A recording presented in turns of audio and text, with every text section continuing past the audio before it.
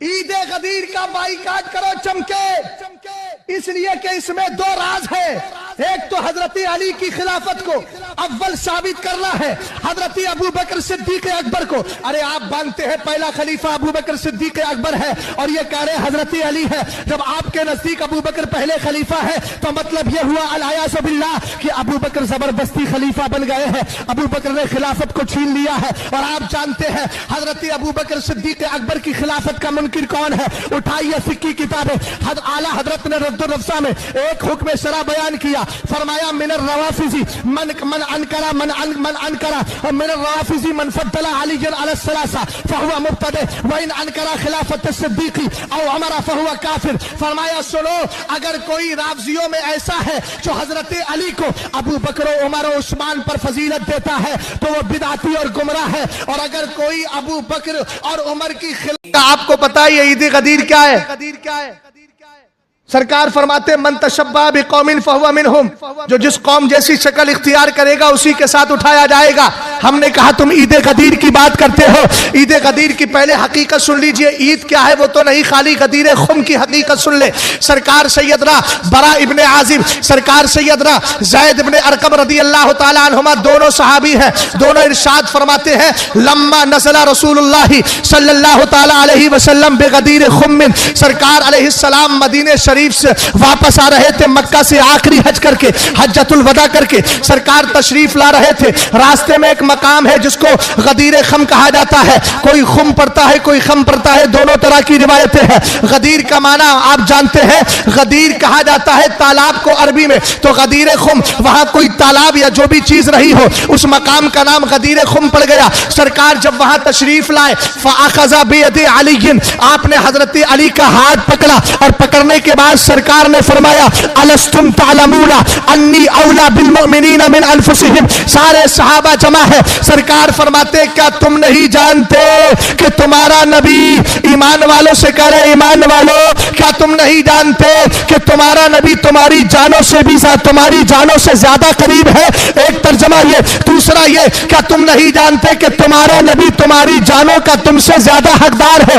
एक बार मेरे नबी ने पूछा, फिर सरकार अलैहिस्सलाम के सहाबा ने कहा बला क्यों नहीं मेरे आका, आप हमारी जानों के हमसे ज्यादा हकदार है। जिसको सरकार ताजुश्शरिया कहते हैं, जिंदगी ये नहीं है किसी के लिए, जिंदगी है नबी के लिए। ना समझ मरते हैं जिंदगी के लिए, जिंदगी तो बनी है नबी के लिए। सरकार ने फिर इरशाद फरमाया अलस्तुम तालमूना अन्नी औला बिकुल्लि मोमिनिन अन नफ्सिही, ये बताओ क्या मैं हर ईमान वाले की जान का उससे ज्यादा हकदार नहीं हूं? सारे सहाबा ने एक सवाल होकर कहा क्यों नहीं मेरे मुस्तफा, हमारी जाने आपके लिए है, हमारा माल आपके लिए है। हम कहते हैं ज़बाने हाल से यही बोली जो बरेली का मुफ्ती आजम बोलता है, कहता है ये एक जान क्या है, अगर हो करोड़ों तेरे नाम पे सबको वारा करूं मैं।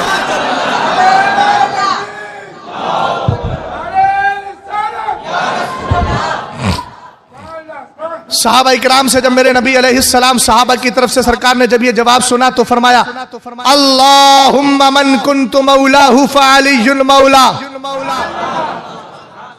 कह अल्लाह मैं जिसका मौला उसका अली मौला। बोलो मन कुन्तु मौला फ़अलियुल मौला। मैं नारा लगा रहा हूं, आप बोले, मैं आप अगला जुमला बोले, मैं पहला बोल रहा हूं मन कुन्तु मौला, जिसका मैं मौला उसका तवज्जो है।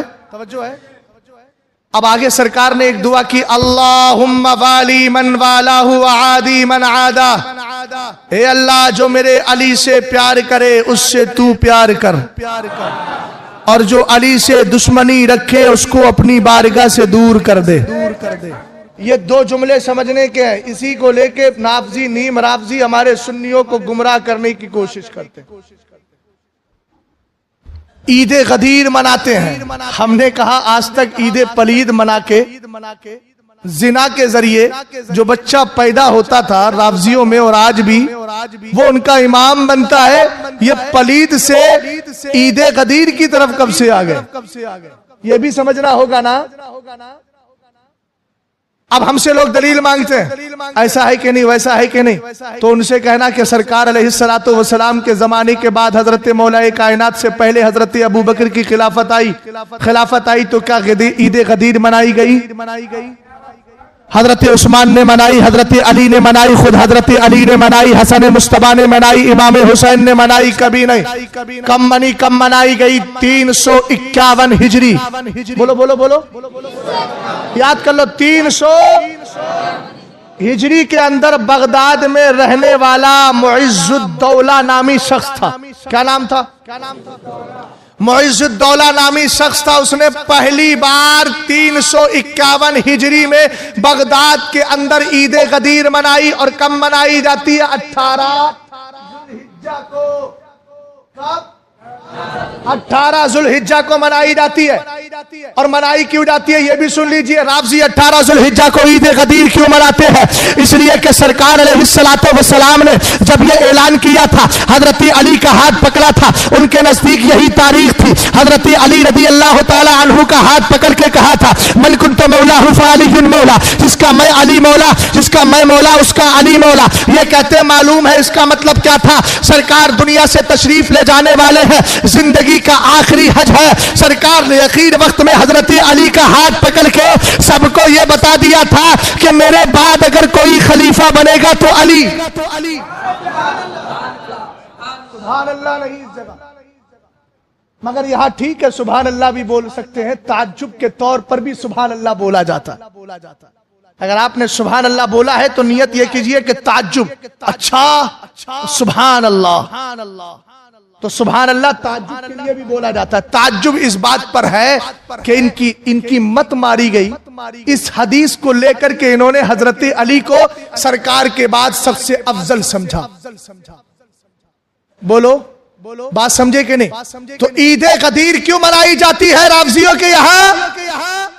351 हिजरी में मुइज़्ज़ुद्दौला ने सबसे पहले बगदाद में ईद गदीर मनाकर यह ऐलान किया था, हमारे नजदीक सबसे पहले खलीफा बिला फसल जिनको कहा जाता है, उनकी जबान में कहा वो अली है, अली है, अली है, अली है। ये उन्होंने नजरिया बयान किया। अब मैं हिंदुस्तान के इन नीम राफ़ज़ियों से पूछना चाहता हूँ, और दूसरी बात मैं ये भी बता दूं, 18 ज़िलहिज्जा को सैयदना उस्मान गनी रज़ी अल्लाह तआला अन्हु की शहादत भी हुई है। ये बदबख्त कौम इसीलिए ईद गदीर मनाती है। एक तो हजरत अली की खिलाफत के ऐलान के तौर पर, और दूसरा हजरत उस्मान गनी की शहादत हुई थी। ये जलन के खुश होती है, इस बात पर खुश होती है कि इसी दिन हजरत उस्मान को शहीद किया गया, पलवाइयों ने शहीद किया। मैं पूछना चाहता हूं, अगर अपने आप को सुन्नी कहते हो, आज तुम्हारे निजामाबाद में ये मरदूद लोग, ये झूठे झूठे पीर और झूठे झूठे सैयद ईद गदीर मनाकर तुम्हारे ईमान अकीदे को खराब करना चाहते हैं। इनसे कह देना हमारे यहाँ ईद गदीर का तसव्वुर नहीं। और इतना याद रखना, हम हजरत अली को मौला मानते हैं, मगर सबसे पहले खलीफा अबू बकर को माना करते हैं। एक बात और बता दूं, अब ईद गदीर का बाइकाट क्यों किया जाए? सरकार ने किसी की मुशाबहत को पसंद, सरकार ने फरमाया, यहूदियों को देखा अमामा बांधते थे बगैर टोपी के, नबी ने फरमाया टोपी के साथ बांधो ताकि यहूदियों जैसे ना हो जाओ। बोलो बोलो। सरकार जब मदीना शरीफ पहुंचे तो मेरे नबी ने फवजदल यहूदा यसुमूना यौमा आशूरा, सरकार ने देखा कि यहूदी आशूरा के दिन का रोजा रखते हैं। मेरे नबी ने फरमाया क्यों रखते हो? कहा इस दिन अल्लाह ने हमें फिरौन से नजात दिलाई थी। सरकार ने फरमाया अना औला बि मूसा, हम तुमसे ज्यादा, नहनु औला बि मूसा, हम तुमसे ज्यादा मूसा के हकदार है। हम भी रोजा रखेंगे, मगर एक दिन का नहीं, 9 का भी रखेंगे, 10 का भी रखेंगे, ताकि यहूदियों से मुशाबहत। ईद गदीर का बाइकाट करो चमके, इसलिए कि इसमें 2 राज है। एक तो हजरत अली की खिलाफत को अव्वल साबित करना है, हजरत अबू बकर सिद्दीक अकबर को। अरे आप मानते हैं पहला खलीफा अबू बकर सिद्दीक अकबर है, और ये कह रहे हजरत अली है। जब आपके नजदीक अबू बकर पहले खलीफा है तो मतलब ये हुआ अल-इयाज़ु बिल्लाह कि अबू बकर जबरदस्ती खलीफा बन गए हैं, अबू बकर ने खिलाफत को छीन लिया है। और आप जानते हैं हजरत अबू बकर सिद्दीक अकबर की खिलाफत का मुनकिर कौन है? उठाइए फिक्की किताबें, आला हजरत ने रद्दुल नफ्सा में एक हुक्म शरा बयान किया, फरमाया मिनर रवाफिजी मन अनकरा मिनर रवाफिजी मन फद्दला अलीयन अला सलासा फहुवा मुब्तदी व इन अनकरा खिलाफत सिद्दीकी और उमर फहुवा काफिर। फरमाया सुनो, अगर कोई राफजियों में ऐसा है जो हजरत अली को अबू बकर उमर और उस्मान पर फजीलत देता है तो वो बिदअती और गुमराह है, और अगर कोई अबू बकर और उमर की खिलाफत का इनकार करता है तो वह काफिर है। बोलो कौन है? तुम्हारे अकीदे पर ये लोग हमला कर रहे हैं ईद गदीर के नाम पर। अब तो समझे बात को। ईद गदीर किसने मनाई? राफजियों ने। 351 हिजरी में बगदाद के अंदर मुइज़ुद्दौला ने। अच्छा, आप जवाब दे दूं मैं इस हदीस का, फिर मुराद क्या है? मौला के माने 10 आते, 10 माने आते, और 10 मानों में एक माना आता है आजाद करने वाला, एक माना आजाद किया हुआ, एक माना दोस्त आता है, एक माना मददगार आता है, एक माना मुआविन आता है, और एक माना जो आता है सरदार आता है। यहाँ कौन सा माना मुराद लिया जाए? यहाँ माना मुराद लिया जाए मददगार। सरकार ये फरमा रहे हैं जिसका मोहम्मद अरबी मददगार उसका अली मददगार। समझ में आई बात आपके? मगर पहला खलीफा कौन है? अबू बकर सिद्दीक अकबर है। अब मैं आपको जवाब दे रहा हूं हदीस की रोशनी में। अगर कोई ये कहे कि हजरत अबू बकर सिद्दीक अकबर से भी अफजल अली है, अल-आयाज़ु बिल्लाह, अगर इस तरह का नजरिया रखे और कहे कि वो अफजल है, और दलील ये है सरकार ने फरमाया मन कुन्तु मौलाहु फअलियुन मौला, तो उससे कहना जरा ये बता, अगर अली कुछ बोले तो अली की बात मानेगा कि नहीं मानेगा? तो वो कहेगा हाँ, तो कहना उठा हजरत मोहम्मद इब्ने हनफिया की हदीस, जिसको इमाम बुखारी ने रिवायत किया। मोहम्मद इब्ने हनफिया कौन है? हजरत अली के बेटे हैं, हुसैन पाक के भाई है। ये अलग बात है कि दोनों की माएँ अलग थी, मगर बाप मौलाए कायनात थे। ये मोहम्मद इब्ने हनफिया रदी अल्लाह ताला अन्हु एक दिन आए हजरत अली की बारगाह में, कहते हैं कुल्तु ले अबी, मैंने अपने बाप मौलाए कायनात से पूछा अय्युन्नासि खैरुन बादन नबी सल्लल्लाहु ताला अलैहि वसल्लम, सरकार सैयदना अमीरुल मोमिनीन अलीउल मुर्तजा कर्रमल्लाहु वजहुल करीम, मेरे वालिद बुजुर्गवार, मुझे बताइए सरकार के बाद लोगों में सबसे बेहतर कौन है? तो अगर मन कुन्तु मौलाहु फअलियुन मौला का हजरत अली से ज्यादा माना कौन समझ सकता है? अरे वो तो बाबुल मदीना, वो तो बाबू मदीनतुल इल्म है। मगर हजरत अली का जुमला सुनिएगा, आपने फरमाया अबू बकर सरकार के बाद सबसे बेहतर अगर कोई है, ऊंचा बोलो, हजरत मोहम्मद इब्ने हनफिया, आपके इस फरमान पर हमारी जाने कुर्बान। आपने बहुत बड़ा मसला हल कर दिया। कहते सुम्मा कुल्तु मन, सुम्मा मन, कहते फिर मैंने अपने बाप से पूछा अब्बू जान इसके बाद बताइए कौन? तो मौलाए कायनात ने कहा उमर। ऊंचा बोलो, क्या कहा? बात समझ में आई आपके? ये जवाब समझे? अच्छा, ये दलील आपको मिल गई तो एक दलील आपको मैं और सुनाई देता हूं। जब हजरत अबू बकर सिद्दीक अकबर का हजरत अबू बकर सिद्दीक अकबर रदी अल्लाह ताला अन्हु खलीफा बनने वाले थे, अभी बने नहीं थे, सरकार का विशाल हो गया। दार कुतनी की रिवायत है। तो मौलाए कायनात कहते हैं दखलना अला रसूलिल्लाह सल्लल्लाहु ताला अलैहि वसल्लम फकुल्ना या रसूलल्लाह इस्तखलिफ अलैना, हम सरकार की बारगाह में गए। जाने के बाद मैं जवाब दे रहा हूं, सुनिएगा। उन्होंने मन कुन्तु मौलाहु फअलियुन मौला को दलील बनाया है। तो उसका जवाब ये पहला क्या है? पहला जवाब तो यही कि हजरत अली खुद अबू बकर को अपना बड़ा मानते थे, उमर को अपना बड़ा मानते थे और खलीफा मानते थे, उनके हाथ पर बैत भी की थी। दूसरी बात ये, सरकार सैयदना मौलाए कायनात रदी अल्लाह ताला अन्हु की रिवायत दार कुतनी ने ली और आला हजरत ने गायतुत तहकीक फी इमामतिल अली व सिद्दीक में इसको जिक्र किया। फरमाते हैं हजरत मौलाए कायनात सरकार अलैहिस्सलाम जब मरसे विशाल में थे, सरकार की जिंदगी के आखिरी अय्याम चल रहे थे, फरमाते दखल अला रसूलिल्लाह, हम सरकार की बारगाह में आए, आकर के हमने अर्ज की आका अब आपके जाहिरी हालात से लगता है आप दुनिया से तशरीफ ले जाएंगे, सरकार इस्तखलिफ अलैना, हमारा कोई खलीफा बता दीजिए, कौन है खलीफा? अब इससे ज्यादा क्लियर सवाल कोई हो सकता है? हजरत अली खुद कह रहे हमने पूछा, अर्ज की सरकार इस्तखलिफ अलैना, हमारा खलीफा मुकर्रर कर दे। तो सरकार ने क्या जवाब दिया? कारी साहब क़िबला जरा ध्यान से सुनिएगा। हाँ, मुझे ये लग रहा है आप शायद 7वें आसमान की सैर पे कभी कभी चले जा रहे हैं। इन दिनों आपके सैर का जमाना तो चल रहा है। तवज्जो फरमाइएगा इधर। हजरत मौलाए कायनात रदी अल्लाह तआला अन्हु ने अर्ज की, सरकार इस्तखलिफ अलैना खलीफा बना दे। सरकार ने फरमाया ला, मैं कोई खलीफा नहीं बनाऊं। तो फिर तब मेरे नबी ने इरशाद फरमाया, इअलमिल्लाहु फीकुम खैरा युवल्ली अलैकुम। सरकार फरमाते, अगर अल्लाह तुम में भलाई जानेगा तो तुम में सबसे बेहतर को तुम्हारा खलीफा बना देगा।